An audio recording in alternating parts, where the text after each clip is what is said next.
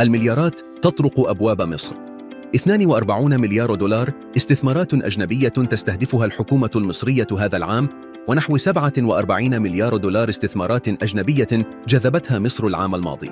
18.5 مليار دولار استثمارات ضختها شركتي إعمار للتنمية وسيتي ستارز السعودية بهدف تطوير مشروع مراسي البحر الأحمر.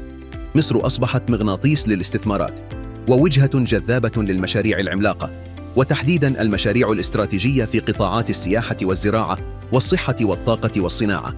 إقبال المستثمرين على مصر جاء بدعم من النمو الاقتصادي الجذاب، وارتفاع معدلات الأمن والأمان، والمبادرات الحكومية الجذابة للمستثمرين والأثرياء.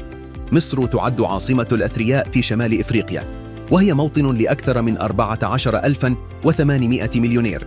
العاصمة المصرية القاهرة احتلت أيضاً المركز الأول كأكبر موطن للأثرياء في شمال إفريقيا.